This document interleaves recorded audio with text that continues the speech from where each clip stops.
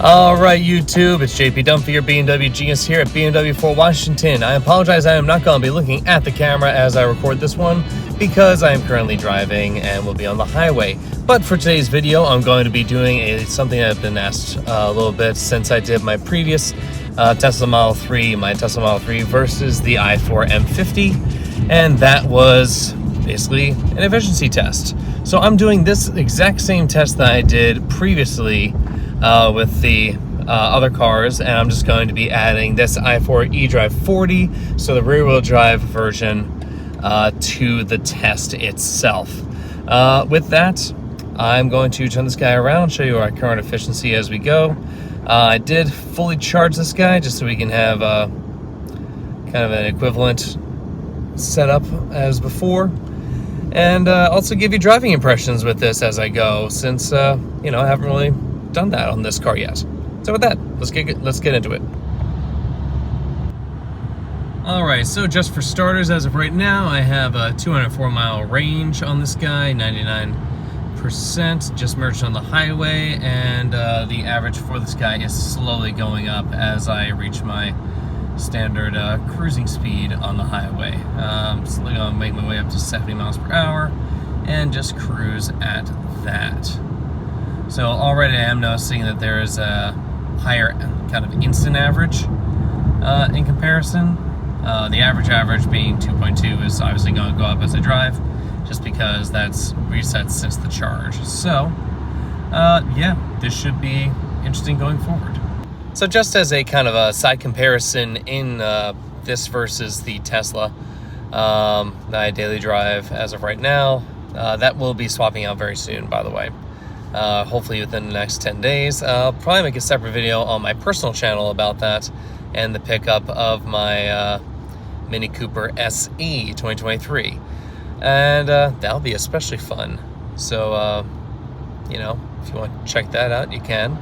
I'm not going to plug my own stuff really on this one, though, so I won't leave any links for it. But if you want, you can probably find me pretty easily. Anyway, this guy right now is really nice to drive. I mean, compared to the Tesla, I can say it's definitely quieter than the Tesla is on just daily driving. But granted, this is, you know, based on the 4 Series to begin with. They're Autobahn cars. I assume they'd be much quieter. I don't have a decibel reader, so I can't give an exact difference. I do apologize for that. I mean, everything about this is so far wonderful.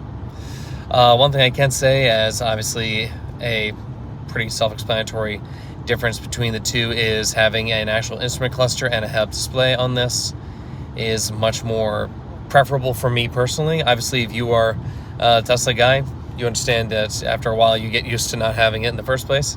But every single time I get into a normal car that has a standard instrument cluster and or a head-up display. Now, one thing I'm kind of surprised about is Mini and some of their latest iterations for their upcoming 4th gen actually look like they might be getting rid of the instrument cluster on certain models and only having a head-up display option, which, if you've seen their latest digital cluster, makes sense because you kind of don't need all that. I mean, you can get really good information in head-up displays now that you couldn't get before. So I find that very interesting. Oh, by the way, as a head-up, I've now averaged 3.1 miles per kilowatt hour for this highway drive at 70. So it's pretty good so far. I mean, I'm pretty sure you can hear me pretty well too, so that's another noise cancellation and road noise introduction into the cabin, just kind of viewpoint. In terms of how the car accelerates, I did do a quick pull on the highway. This does feel like it pulls harder than the Tesla, with a little less kind of whine from it altogether. This does have the iconic sounds in it, so it does make good noise altogether. Coming out to a toll, you can hear that guy in the background, I assume. But again, it's not really intrusive altogether. It's very nice. This one doesn't have the driver assistance professional package. I do feel like if you're getting any car within this price range, that should be a basically instant add-on, or at least standard in these cars. just because, I mean, this standard thing that has been said are things like Honda, and you can get a Honda Civic with, lane keep and adaptive cruise control at like $23,000. So when you think about it in terms of that, yeah, okay, they do that. However, I do still, to this day, having driven a bunch of other cars, I still think that BMW does the kind of adaptive cruise control with lane keeping assistant. I think this does much better at it and is much smoother at it than a lot of the other ones out there. The only other one I think that comes even close to us would be Super Cruise, and that's not something I've been able to test much in my time at BMW. Honestly, in my personal channel, sorry, I didn't mean to talk to you. I just accidentally activated the Hey BMW.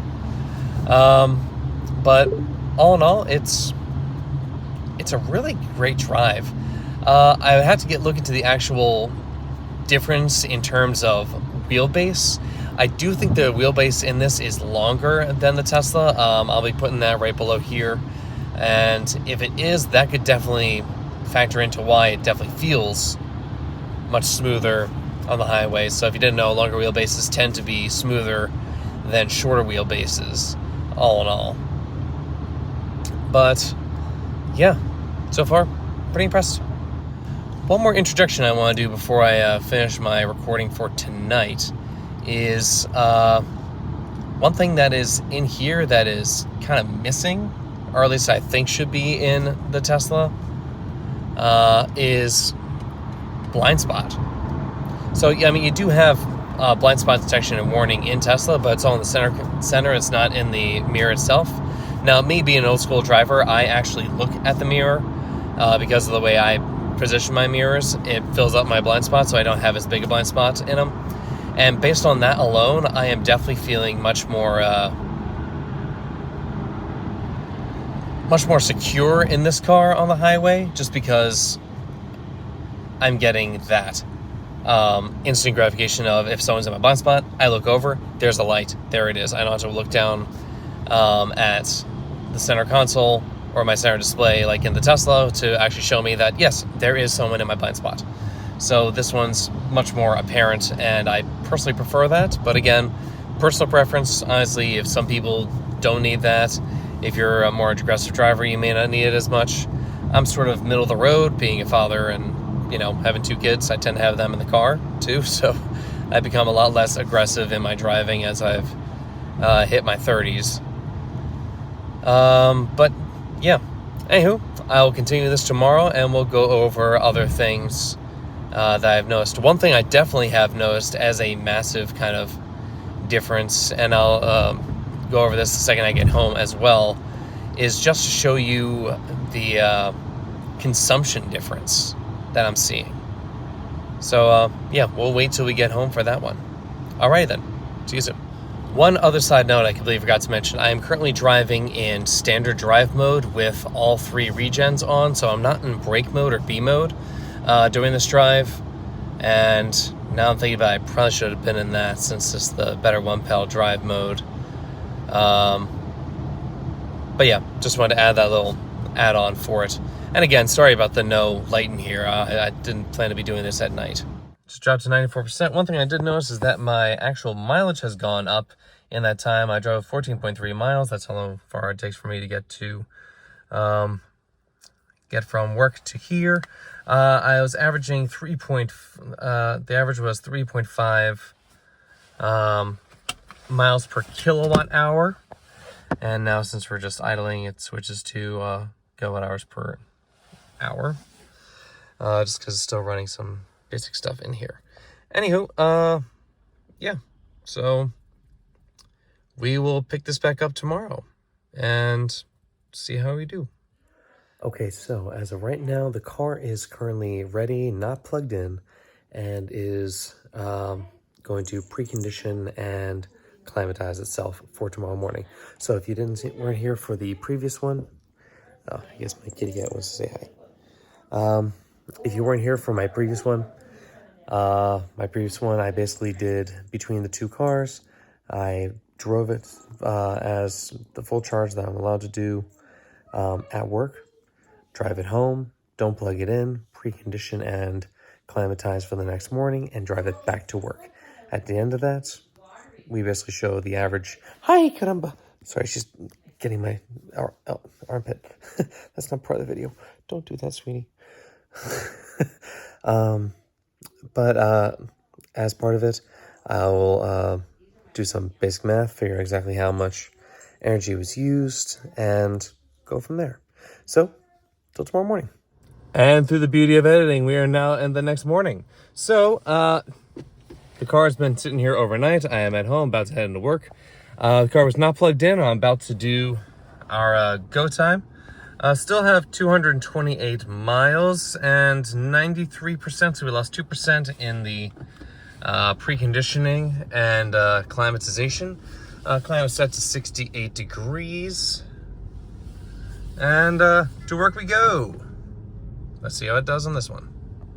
An interesting takeaway from that morning coming out to the car was I was kind of surprised that the actual mileage didn't go down at all, even though I lost 2% for preconditioning and climatization. So, interesting. I think part of that might be because this is our demo car, so people don't tend to drive this like they normally drive it. And, you know, if you're test driving a car, you want to see how it does, full acceleration pulls, things like that. So I think a big part of that might have been why it was so much lower in terms of full-blown range. I know some of you are probably looking at that too, where you're probably thinking like, 209, when I started it was 209 miles of range at 99%, and I'm like, well, that is because it's a test drive car. Similar to your car, if your car had a mileage estimator, depending on how you drive, it does change that based on your averages. So this thing was not averaging very good. Speaking of averages, my current average on the drive back has actually gone up from 3 points. Here I was 3.6 to 3.7, but miles per kilowatt hour to now I'm sitting around 4.1. Here, let me get this around for you. 4.2. Sorry, just went up a little more. My drive to work is a little bit more ease than my drive back to home, so that could be part of it. And interestingly enough, I'm actually averaging a slightly higher speed right now than I was on my way home. So, Autobahn car. Yeah? One thing that is definitely evident in comparing the Tesla Model 3 that I have, the Standard Range Plus, with this particular car, the i4 eDrive40, would be that its highway ability is definitely more robust. That's the best way to put that. It seems more, the i4 seems more eager in comparison to pass, more eager to just get up to speed. And it doesn't seem like it's working quite as hard to keep its speed once it's there. I'm sure some of you might know that the main difference between these cars is BMW doesn't use permanent magnets in their electric motors, whereas Tesla still uses permanent magnets. That can sometimes, depending on how they're tuned and all that, because you can actually tune how these things put out power. This particular one is gets its power based on how much energy is put into it. So that's how you can get a little better throttle mapping. You can get better feel for your acceleration itself. It's kind of less of an on-off switch. Even with permanent magnets, you can still kind of vary at that a little bit, but I still think BMW does a much better job of it. Although, if you want to talk about like the best feeling electric car in terms of kind of its pedal feel, a lot of people could take a lot of notes from Mini, which is part of BMW Group, and I'm 99% sure that they took what they learned from that and put it in here, because the i3 was pretty good at that, but when the Mini SE came out in 2020, oh my god, what a change. It it was the perfect blend of like feel, throttle positioning, and basically what you were asking for it. It felt more intuitive rather than, like as I said before, on-off switchy. With that, yeah, let's get back to the drive. So I know I've shown this before, but averaging 4.1, a little bit under 60. But the map that you get in the head-up display really makes it really nice. So I'm basically running just standard stuff here, making sure everything is the same parameters that I had with the i4 in the previous one. But yeah, I really love this stuff. It's a great setup. It just feels very familiar in here. Having it look like a normal 3 Series, 4 Series, definitely makes this a much more sound transition, especially if this is your first EV. I think this is a great way to go. It's really hard to beat this. Oh, and that's gonna go right down as I go around this corner. It went up to like 4.6 average for a second there. I was like, yay, but oh wait, no. All right, so we've come to the end of this little guy here now. Let's go over some of the things that we've learned and after this whole trip. So it's back to our little thing. Got focus. There we go. So we're up to 185 miles, 14.3 miles for the trip. That's what I've mentioned before. 89%. So over the course of, if you want to go from like the moment I left, we're talking about 11 percentage to be used from going from work to home, not plugging in, preconditioning and climatizing, driving back to work altogether. So 28.6 miles total is what that should be altogether. 28.6 miles with preconditioning and all that, 10% going through, or 11% going through. So if you think about the actual driving, that was closer to, what, 8%? I can't do math right now in my head. But 8% to go 28.6 miles. It's pretty impressive. Which, even if you took it just at that, if it was 28.6 miles and we used 10%, right? So not 8%, but 10%. On just the driving alone, it's still 286 miles. You know, if you went from 100 to 0 on that same averaging. But my average fuel, actually, or I said fuel, my average energy consumption actually went down. So I was averaging almost 4.3 miles per kilowatt hour by the end of that one. I'm going to go inside, do a little bit more math, look at the trip computer, and see exactly what the car saw so I can give you more details. Alrighty, so we went through some of the numbers here. Just wrote down some stuff that people may not know. So the i4 eDrive40 has a 83.9 kilowatt hour gross battery. We only get access to 81.5 kilowatt hours of that. So that's our net. I got this information from the trip computer in the My BMW app. So trip A from work to home was 27.9 kilowatts per 100 miles. It was 4.1 kilowatts total used.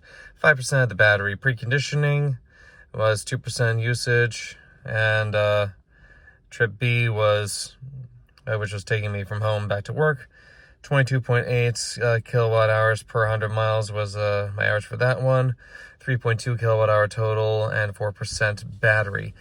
Based on that and the fact that 11% was totally used, I was able to work out that 1.7 kilowatt hours was used for that preconditioning and climatization. And yeah, so that's 9 kilowatt hours total. And so all that stuff put together was there, with 7.3 of it being for the driving only. That basically leaves 72.5 kilowatt hours left, averaging about 14.8 miles, just because I did a slight detour on my way home last night, so that raised up to about 15 miles rather than the 14.3 average. But it was a little bit higher than 15 to get me there. Anyway, not relevant for this part, but average is 14.3 miles. And if you take these two, 4.1, 3.2, just add together, divide by 2, that gets you a 3.65 kilowatt hour average for this entire trip. And that goes into 81.5, 22.3 times, which means that you'll get an average total trip of about 330.46 if you keep doing the exact same trip that I'm doing now. Now, I am no mathematician here, but this is pretty basic stuff. I do know, right off the top of my head, that is significantly better than my current Tesla. So again, for those of you who don't know, I have a Tesla Model 3 as my current daily driver. I'm replacing that to go back to a Mini Cooper SE 2023 model. And a lot of people like that's insane, but it makes more sense for me. I'll explain that in a different video on my own personal channel. But bottom line here is, last year I did a daily grind comparison video of the i4 eDrive or i4 M50 versus my Tesla Model 3 Standard Range Plus. A lot of people's main issue with that was, well, you're talking about, you know, the car's going to be, has 2 motors and all that. I'm like, but they had pretty comparable usage and averages. This is a lot better than my current average. So I'd have to go back and look at exactly what it was, but I believe it took 19% at this exact same time last year. And granted, it was a little bit colder when I was doing it, so that's something to factor in as well. So it's a little bit warmer this time around, but still, took 19% in the i4 M50 to do this exact same thing. So go home, don't plug in, precondition, come back here, and then what's the average in that? In my Tesla, it's still 22%. In the middle of summer, when it was like, you know, the best possible thing for an electric car, I was still getting about 19% usage just in the going from home, brake conditioning to make it cooler in the car, come to work, and then I plug in. So all that factored in, yeah, that's pretty expected for that. The previous owner of my car was not the best at taking care of it, so that could be a big factor in my Tesla. But that's not what this main video is for. This video is for how does the i4 eDrive40 factor out. So total sum up, the car's fantastic. It does a lot of things a lot better than I expected it to do. And most importantly of all of it is, at the end of the day, I still think this is a much better car than the Tesla of equivalent money. In terms of what you get standard in it, I still feel like you need, if there's one thing that I think every BMW needs, it's going to be the driver assistance professional package. That's that and the wireless charging. So those two are either a la carte options that are for the most part standard in Tesla. I think they recently changed it up so that way now you basically get a standard cruise control, then you can get advanced autopilot, and then full self-driving as add-ons. Full self-driving at this point is $15,000. That seems a lot to me. But maybe that's just me. I would rather spend $1,700, $1,900 on driver assistance professional. That would then add adaptive regen, which, good lord, that's very bright. Yoink. That would add adaptive regen, which makes this a fantastic car. So then on top of that, unlike Tesla, you can actually adjust exactly where you want it to be. You have 3 levels of regen in it, as well as full one self-pedal driving, or you can just have it kind of vary depending on your situation. I think that's fantastic, especially for highway driving. 75% of my drive is highway.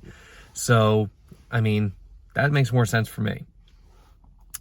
And again, you could be a different person. You might be sitting there saying, oh, you know, you work for BMW, all that. I own a Tesla. I am buying a Mini. I am not getting this car. I originally was going to get this car, and then I can tell you my one factor that really made it so it wasn't going to work for me personally. So my wife and I have a very specific thing for our kids, and my oldest is in a booster seat right now. That booster seat, see how close that thing is to the seatbelt? I have to physically lift his seat up with him in it to plug it in. That's not helpful for me. You know where I don't have that issue? In the Mini. That's why I'm getting a Mini. So, yeah, Mini. Much more effective for me personally. But that's neither here nor there. it's a great car. If you guys are interested, by the way, this particular car I'm in, this one has has a Tanzanite with the 19-inch wheels. That by BMW's own standard, that's supposed to get you about 275 miles of range as you do it. As you've seen, my own driving, I have more range now after driving it to home, preconditioning and driving it back, than I had when I started this trip yesterday, last night. So a lot of things, and I know it's so cliche to hear, but these things are based on your particular driving. So if you drive faster, you're not going to be as efficient. If you drive in the city, lots of stop and go, you might actually get slightly better efficiency. If you drive on the highway, this thing actually got better highway average usage than I expected it. So by the end of this one, I was averaging about 4.4 kilowatt hours, kilowatts per, I'm already forgetting the damn thing. 4.4 what per mile? I can't remember the thing off the top of my head. I'm already blanking. God, it's been a long day. Anywho, yes, definitely come check out this car. This one's decently done. It has the head-up. This one is available. It has heated seats, heated steering wheel, head-up display, a wireless charger, so it can do digital key. It does not get digital key plus still. That's still on on other models as of right now. But this particular one is available right now. It's our demo car. It has under 200 miles on it at this point, and it is available. It has Harman Kardon sound system, all the good stuff that is, like, you know, top tier in this area. It does not have driver assistance professional, which I think is its only downside. But black interior, I mean, it's a nicely done up car. So if you are in the market for one of these guys, this is available, and it's $64,970 at this point. So yes, come check it out. This one's available. It is rear-wheel drive. I can tell you, someone who has not had all-wheel drive living in this area my entire life, I can tell you full thing. You do not need to worry about all-wheel drive around here. If you're worried about it, get better tires. That's all I have to say. I think spending extra $12,000 on the M50 for me personally is just useless. Completely useless. For the performance aspect, yes, it's definitely worth it. For just the daily drive aspect, if this is not going to be your performance car, it's still plenty of fun.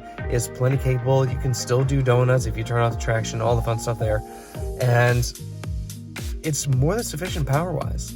So if you don't believe me, come test drive it here. BMW Fort Washington, we're right in Fort Washington, Pennsylvania. Come on by, we'll put you in this car. I think you'll be pleasantly surprised with it. It does have the all-season tires on it too, so you don't have to worry about swapping it out for anything else for the winters around here. And yeah, that's it for this video. I've already made this go on longer than I usually do, so I apologize for that. But I had a lot of things I wanted to get in here and give you my general driving impression of this. I do think adaptive suspension would make this just a tad better, but that's the only gripe that I have with this car outside of driver assistance professional not being in it.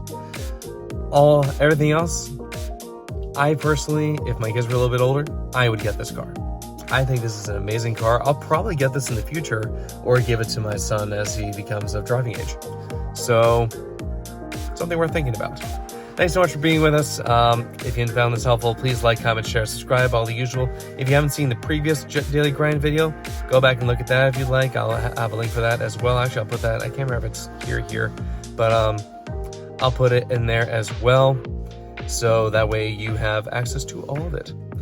So thank you so much, and keep on motoring, everyone.